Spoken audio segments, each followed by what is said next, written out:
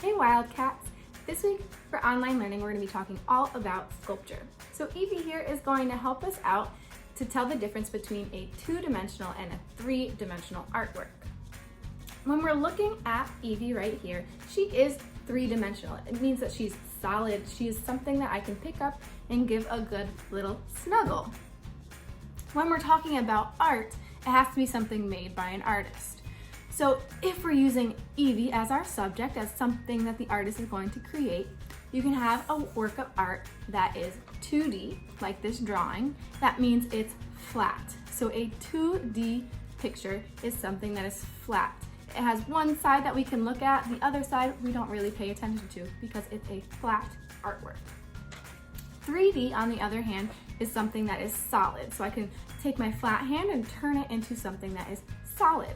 This is a sculpture because it's a 3D work of art. You can turn it around and you can hold it. Some artworks might be too heavy for us to pick up, but this one is small enough that I can hold it in my hands and I can turn it all around. There's something to see on more than one side. This week we are going to be creating our very own sculptures of animals with items that we can find around our house. So let's get started. So for this project, we're going to use something that everyone should have. We are going to recycle toilet paper tubes. We are going to turn them into animals. So to get started, let's review a few ways you can change the color of the tube. One way you can is by taking a rectangle of paper and taping it to roll it around the outside. You can tape it shut, and it's a really fast way to change the color of your tube.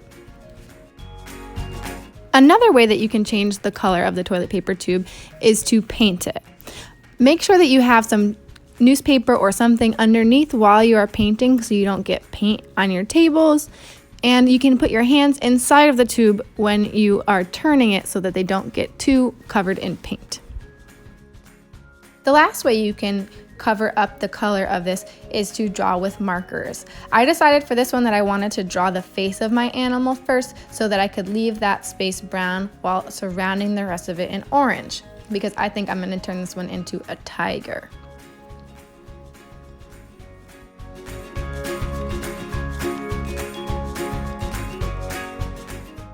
Now that I've finished coloring in my entire tube, I'm going to turn it into a tiger. The way we're going to do that is by pressing down the top of the tube. I did this on the back first with my thumbs and just pushed down. Then I'm turning it around and I'm going to do the same to the front. So I'm just pushing it down so it folds inside, and it's going to leave two pointy parts that you can pinch up, and those are going to be your ears. You can make any animal you want with ears that way. I'm starting to add stripes on because I wanted to make it a tiger, but you can make lots of different animals like an owl or a dog or whatever you would like to make.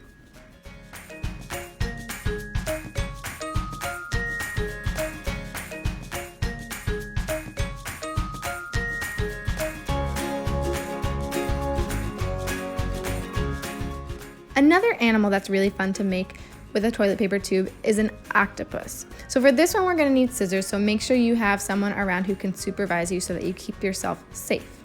I drew the face on first, and now I'm going to use my scissors safely cutting into the bottom. I'm going to cut 1, 2, 3, 4, 5, 6, 7, and 8 times so that I have the 8 tentacles for my octopus. Then you can pull them up and flatten them out so that your octopus can stand when you put it down, and I am all done.